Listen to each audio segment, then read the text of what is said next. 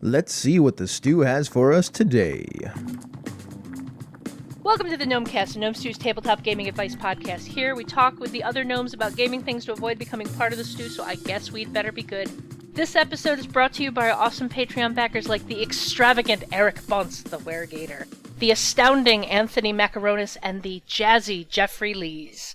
Today we have myself, Ange, along with Chuck and Senda, and we're going to talk about tips and tricks on how to introduce new games to your players.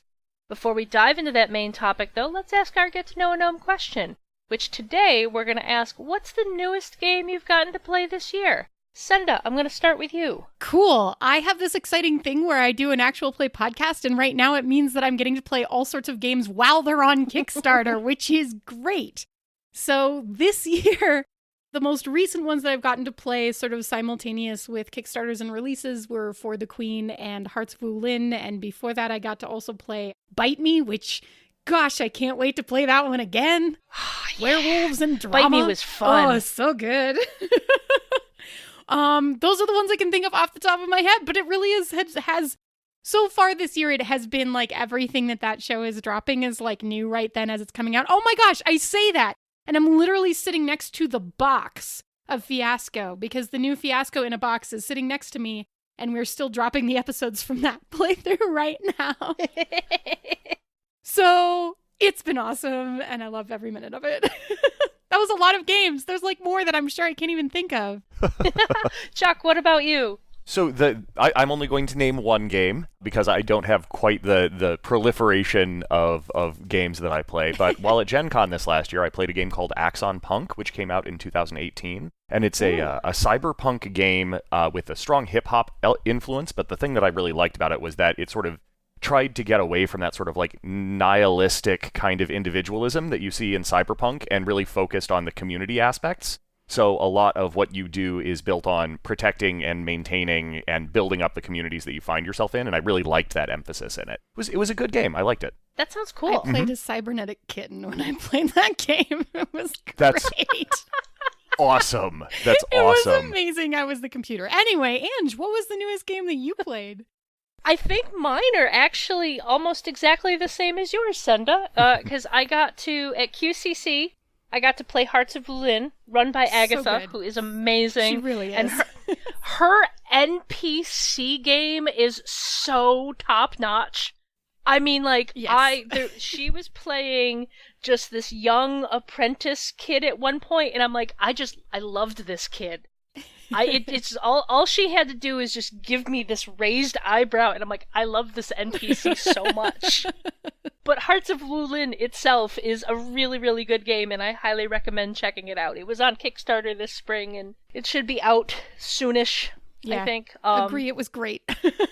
I also got to pick up my copy of For the Queen at Origins, which is amazing. I actually got to play test that last year at Origins. And so I've been like eagerly awaiting for it to come out in some form that I can physically have it in my hands. And I was also on the episode of She's a Super Geek that you did for Bite Me, which was awesome. Because I like werewolves. Oh man, who doesn't like werewolves and drama? It's great. Can I share a really quick funny story about For the Queen? Absolutely. I think I've played that game. I've played it at least 10 times now, right? Like I keep playing it over and over again at conventions and stuff. And I walked into the room that I'm in right now, my office, where I keep all of my games and where I do all my recording, and I was just looking at the shelf, and I noticed my actual personal copy of For the Queen is still in the plastic. I just keep playing this game, but I keep playing other people's copies. It's really funny. Anyway, that was my funny story about For the Queen for the morning. That's awesome.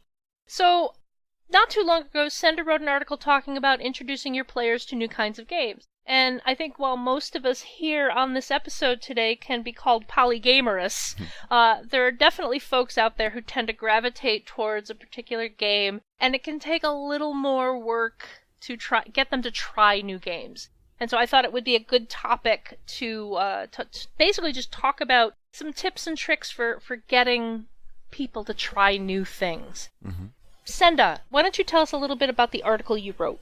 Right. So it's just something that I've noticed that, being really into small book and indie games and new games and stuff, there's definitely sort of a bridge that sometimes we have to gap between people's entry points, which is frequently stuff like D&D or other big name, but probably like pretty big book style RPGs. There's like a bridge that you have to kind of get people to jump over to get them from that one game that they've committed a lot of time and energy and passion into seeing how that passion can expand into all of these other games that provide all of these other experiences, because there are so many different experiences out there, right?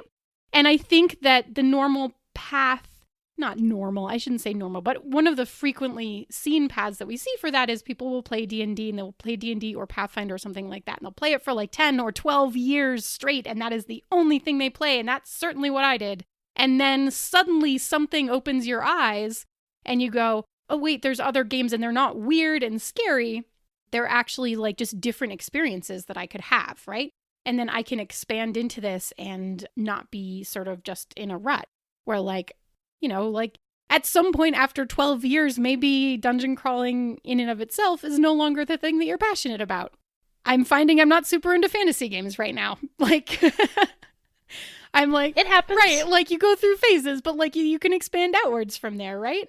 So it's like, it's a point where you can hit that point and you can kind of be like, well, maybe I'm sort of bored of gaming because that one thing that you've been really into for the long time isn't the thing that's really capturing you anymore. Or you can, you know, see that there's more out there to play with. And I think that there's something definitely about that specifically. And I know this was true for me too, where you pick up something like D&D or Pathfinder and you spend a lot of time and energy getting rules mastery of those games. Like there is a serious personal investment on getting up to speed and getting to the point where you can play that kind of thing smoothly because there's so many rules to keep track of. And there's so many spells and all of those things, right? So it's a large time commitment to kind of get on board initially. And then the concept of moving outside of that, outside of your comfort zone and not knowing how anything works again, having to go through that rules mastery process again, like all of those things can be really intimidating to move out of that original space that you're in where you know you're really comfortable and you know how to play something really well. Like I can still tell you all the rules about rogues and flanking and like all of that stuff for like 3rd edition 3.5 Pathfinder, right? I don't know how it works anymore in 5th edition, but there is no flanking in 5th I know edition. it makes Optional my mind rule. explode. Optional rule. I don't like it.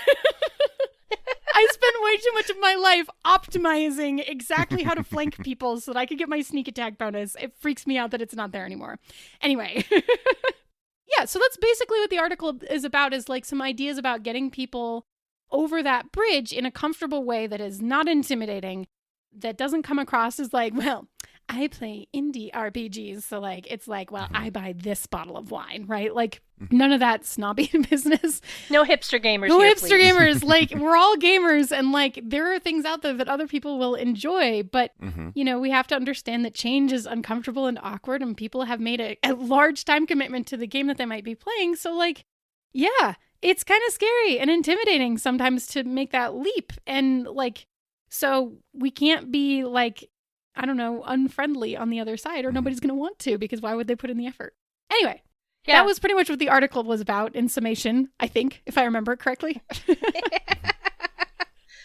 I have some feels. We'll have a link. We'll have a link to that article in the show notes. Yeah, and I think it's super important to remember to just not, like you said, don't be a hipster gamer, don't be a gamer snob. Right. You know, there's a lot of good that can happen in both, you know, the mainstream big book games and the smaller games, but it's just you can mix and match your what you want out of games and pull it together into different things. Chuck, what are some things that you know you personally have dealt with in trying to get people to try new games? So I am also, just like you said, very, very polygamorous. I have 3 6-foot-tall bookshelves in my ground floor that do not get nearly as much use as I would like. And some friends and I, a couple of times now, have put together something that we call the Year of Orphan Games, which is where we plan out opportunities to play just quick one-shots of a whole bunch of games, and we all suggest different games that we don't really get to play very often. And so my experience with that, a couple of things. One, never lead with the system. One of the great advantages that RPGs have is that they have strong narrative tying things together, and everyone understands narrative, right? If you pull out the rule bits from Dungeons & Dragons or Pathfinder, or even a game like The Watch, which I cannot recommend highly enough, amazing, amazing game, the story is the same for all of them with obvious setting differences, and so everybody understands that story. And so if you lead with that, you get people invested rather than having them deeply bogged down in the minutiae of these rules, just like you were saying. And, the advice, be patient and welcoming, is great for new games. It's also great for life in general. Agreed. So definitely, yeah, like lead with the story, not with the system. And another thing is, every game, particularly those big, giant, 300, 400-page books, or the ones that fill up a whole shelf because they have all those sort of ancillary materials, you're never going to get to use all of those rules. So especially if you're doing sort of a quick one-shot introduction for things. But also, quick one-shot introductions, I think, are a great way to get people's feet wet in a game, to see if they like it, to see if they want to explore more of it. And frequently, players want to. And so I would say the only other thing that I would say within that is, so we have be welcoming, don't expect to be able to do all of the rules at once, set it up as an event that you sort of plan things around. And I'd have to say the last thing is, do not in any way imply to your group that we're doing this game that you might not like instead of this beloved game that we already have. Don't say, okay, we're done with D&D or Pathfinder because now I want to play Axon Punk or The Watch or Dungeon World or, A Cozy Den. Let your players know that they can still have the thing that they want, but they're also trying something else new at the same time. And that's really where I'd go with this. That last one is really important. Like, never be like, I'm taking away your dessert that you love, and I'm going to give you this broccoli instead that you don't know if you like. Never present it like that. Exactly. That way lies resentment. It's Absolutely. Good for you. It's good for you. Just eat it. You'll like it. Yeah, I mean, I still very much love D&D. Admittedly, I love D&D as played by the group of people that I play it with, because we incorporate a lot more of the concepts and attitudes that I have learned over the years from more narrative-based games, from different games. In fact, I feel like 5th edition has incorporated various concepts from indie games to try and help build that story. A lot of people still play it as, murder hobos romping through the countryside, killing things and raiding dungeons, but it can be more than that, and it is for my group. So I still love D&D, and I would be very upset if somebody decided, no, we're never playing this ever again. But I like it. Exactly. At the same time, I like trying other things. I like tasting other games and seeing what's going on in them. At the same time, I understand. I think it's important, if you are a GM and you want to bring a new game to your players, you need to, as Senda was saying, people put a lot of investment into mastering these games, and you need to respect that. If somebody's enjoyment of gaming comes from rules mastery, then they're going to get really frustrated if you're constantly trying to put them into new systems of play. Because, absolutely lead with the story, because that's why we're here. But if they feel like they can't master the game like they have in other systems, they're going to get frustrated. So you need to understand that and work with that, I think. Yeah. I think it definitely requires an understanding of the people that you're playing with and what they specifically get out of gaming. So that going in, going in, is this a game that they're likely to like? Because if it's not one that they're going to like anyway, why are you doing this to them? Even if they're not into the narrative stuff, right? Maybe they just don't like werewolves, and you're like, let's play Bite Me, it's going to be great. And they're like, I don't like werewolves. It's going to be right off the bat, you're creating a bad experience, right? But then secondarily, it is like, what do they get out of gaming, right? Is it about the role play for them? Is it about the mechanics? Are they a rules mastery kind of player? Are they a combat-oriented kind of player? It takes some knowing and understanding, what feeds them joy from playing RPGs to make sure that you're, A, picking something that they'll like, and B, can create an experience with that game that they're still on board with and still enjoying, even if they just play a one-shot or whatever. I believe I heard a story from Phil at this year's QCC. He was running your Turning Point game that you guys have been working on and recently released quick start rules for. I don't know. I ran it all this time. I don't think he ran it at QCC. Did he? Are you the one that... No, I was... It was the one where they basically framed it as a D&D thing. Oh, yeah, that was me. That was you. I'm sorry. I'm sorry, It's Senda. okay. Tell the story. So I sat down to run Turning Point, which is a brand new game because the quick start just came out and the Kickstarter will be coming at the beginning of 2020. And we sat down at the table and I had a couple of people who had played Turning Point before. And I had a couple of folks who hadn't played Turning Point before, but that had played lots of different games before. And I had one really lovely gal who had never played anything but Adventurers League.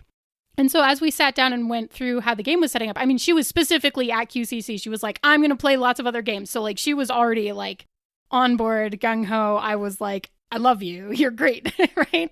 But when we found that out, and it wasn't even me that led this, actually, it was Quincy, who's I am lucky enough to have as one of my standard gamers here in my home group, but he's an awesome dude. And he was like, hey, well, why don't we make this a little bit more comfortable for you? Because this is a new experience for you. And like, why don't we set this in like a D&D setting? And so because, you know, everybody who sat down at that table was extremely familiar with the tropes of D&D, right? So we played Turning Point. We played a decision about basically having a chronic illness and doing something to resolve it that might have worse consequences than the chronic illness. But where that decision is usually set in a very modern sort of standard time frame where you're talking about hospitals and doctors and stuff, it was D&D. So like she was cursed and there was, a potential cure that dealt with a bunch of clerics who were traveling through town who worshipped a not so nice god. So she had some decisions to make and she was a paladin to a different god. So like the key was we were able to still create the same tension and it was still very intense, but we got to play in kind of a setting that we were all super comfortable with, right? Because she'd been playing lots of D&D. And with a kind of a character and stuff that, like, she was like, here is a character that I used to play with that I don't play with anymore. Like, we used that as a starting point and, like, we created this character off of that. So, like, it was right off the bat really involved for her and involved a bunch of really comfortable elements for her and things that we were all comfortable playing with to kind of jump into a very different style of playing in a very different type of game, because it's very actually difficult for me to describe Turning Point in the terms of actual D&D mechanics. Like, I can't do it. Yeah. But I can absolutely take that narrative and that setting and those kinds of tropes and characters and totally just put that over the top, and we can have that game and that sort of high fantasy feeling, even from something that was written to be very like contemporary modern, which is cool. It was great. Yeah. It was fantastic. Awesome. I love that story when I heard it because I'm like, oh, that is perfect. And I think there's two different things here. There's like you have your home group of players that you're trying to introduce to something new to, and then you have, you're running a game at a con and you have somebody sit down who has limited experience with different games. It's like they're two very different things. It is two different things. I will say the thing, and this might be me having, a bit of a bias. I do think that the recent proliferation of actual play podcasts is driving a lot of discovery in a lot of places. Mm-hmm. So even folks who are coming in, they're discovering D&D through podcasts, and then they keep listening to more podcasts because they're like devouring all the podcasts. There's some great ones out there, right? And there's a lot of D&D podcasts, but eventually you're going to hit something on a podcast that isn't, right? Yeah. And sometimes when you can hear it first, it creates a level of comfort with the ideas and the concepts of it before you jump into it. And you don't have to do quite as much of a leap to get into something where you're like, I don't know how it works and I don't want to do it wrong, right? What are your thoughts, Chuck? Personally, I think actual play podcasts are driving a lot of discovery and also helping to do a lot of the work for that kind of introduction in the rules heavy lifting as well. I have actually very specifically sought out actual play podcasts for games that I'm wanting to run for Year of Orphan Games or something similar to that, so I don't have to slog through a 300-page book and try to master all the rules and create characters and figure out how the little fiddly bits interact with each other in the game so that I don't end up with some sort of horrible off-the-rails thing happening because I didn't understand the rules. I think actual play podcasts are a universal good, and I want to see more of them. Yay! Yeah, my first time running Tales from the Loop, I ran it so wrong. So wrong. But I had never played it before. I hadn't watched any actual play or listened to any actual plays. I just read the rules and I'm like, okay, let's try this. And then after I was done, I was like, I did that all wrong. All backwards. But everyone had fun at the table, so that's all that really matters. It is all that matters in the end. And I think that is a really good thing to just bring up, which is that, as long as everyone is having fun, personally, to me, that's more important than the rules are. I'm always going to do my best to adhere to the rules to the best of my ability. But at some point, it really is about, just making sure that everybody's having fun. And as someone who is fortunate enough that now I get to have people come on to my show to run things, but before I used to literally have to learn lots of new games, at least one a month. I feel that very strongly because I would just skim the book real quick, okay, I think I got it. Let's go, right? But I'm not going to spend time looking it up and stuff. So I think it is really key if you're the person running the game and the game is also new to you, right? Yeah. Don't Absolutely. panic. Bring your towel and just, the purpose here is fun. Yeah. Exactly. And I think it's good to understand where the people you're trying to bring into this game are coming from. Because we kind of said this earlier, but if you have only ever played one game system with this group, don't bring something from completely out of left field. Maybe bring in some transitional games along the way. Because if you really want to get them to play something that's really, esoteric and indie and very rules light, and they're used to playing Pathfinder, that's a lot of heavy lifting to get them to really invest in that game. So find some things along the way that can help ease them into it. I think that's an important thing to keep in mind too. Absolutely. Do you have any say I'm just going to host for a moment here. Chuck, first, do you have any favorite transitional games that you like to use with folks if they haven't played a lot of other games before? So my big focus when I'm sort of trying to get people into other games has always been to get non-gamers to try games. And so Fiasco has always been a really good go-to for that because it's telling a story together, but the gamey parts are in setting up the story that you're telling. So that really introduces the idea of character creation and narrative, and this is how the rules get involved in it, and then there's a tilt. That's a really, really big one that I like. I like Fate Accelerated because you can introduce people very, very quickly to a game with very minimal anything. It's been my experience Fate Accelerated doesn't support continued play very well, but once you've given them sort of that free taste, then you can introduce them to more complex systems. The first taste is always free.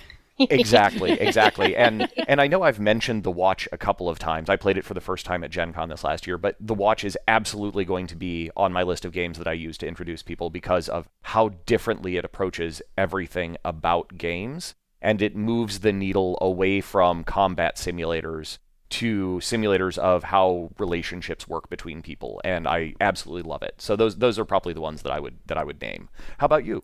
I was actually thinking in my actual personal experience of this journey, right? Going from D&D and Pathfinder and exploring further. The game that actually bridged that gap for me was Fate Core. Oh. And we were like, Fate Core, cool, this is great. And then we were like, wait, we could just be playing Fate Accelerated. This is even easier. And then we did that. And then from there, it was like an explosion. So I do think it's interesting. Fate is also one that I would use specifically for kind of bridging that heavy mechanical into more narrative systems, because Fate is actually reasonably mechanical, but really ends up pulling in the narrative more. And then the other one that I've frequently used for kind of introducing people to different styles of play as a bridge game is Dungeon World, because in a lot of ways, Dungeon World, you can take folks who are really versed in the fantasy tropes and you can say, look, I'm not going to change the style of narrative on you.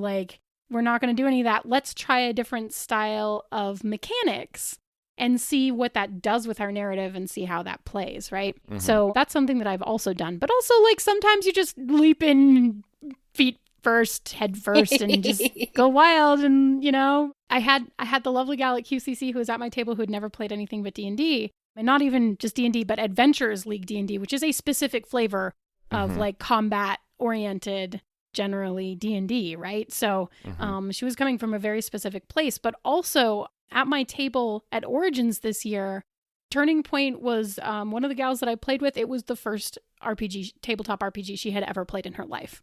And it was amazing. And she told me that. I was like, wow, no pressure. But it went, she was amazing. And I think that she had a really good introductory experience too. And she knew what she was looking for. She was looking for alternative storytelling methods. And she sat down at the right table for that. But so I think it depends a lot on who it is and how flexible they are and all of those things. But I do think that Fate is a pretty good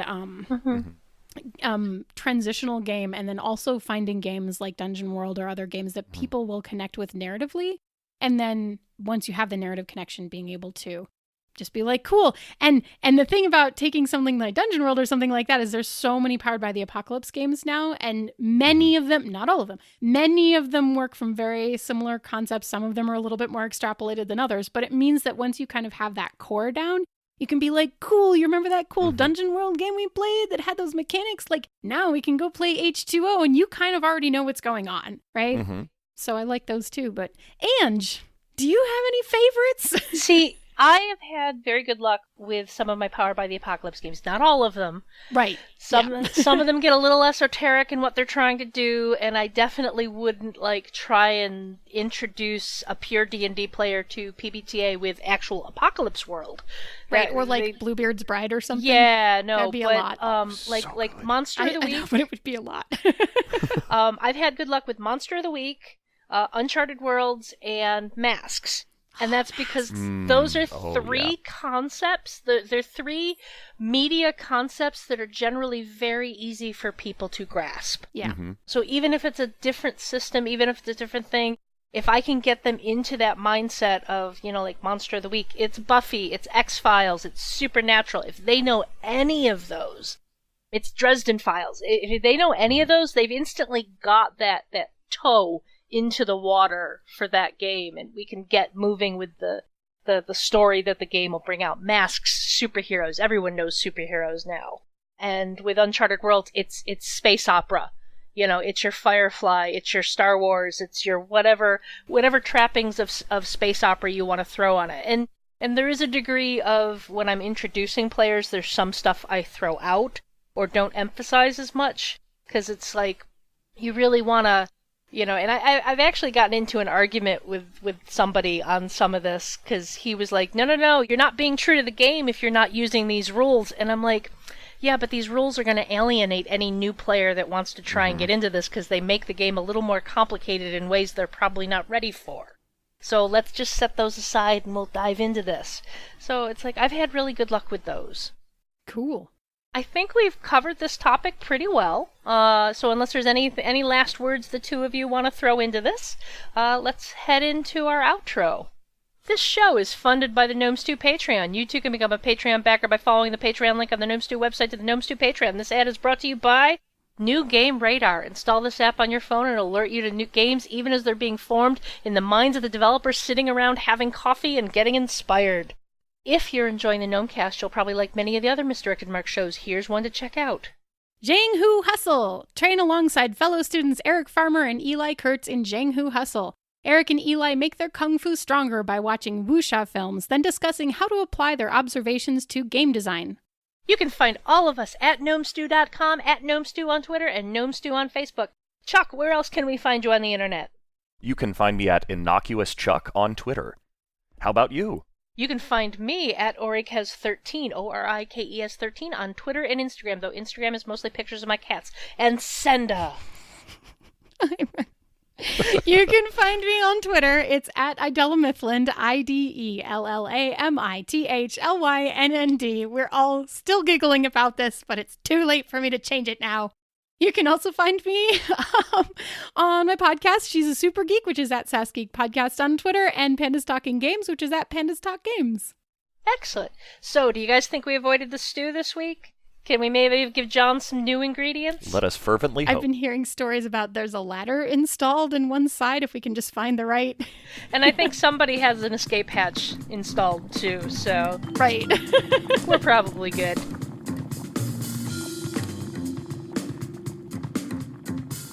Gnomecast is hosted by Misdirected Mark Productions, the media arm of Encoded Designs.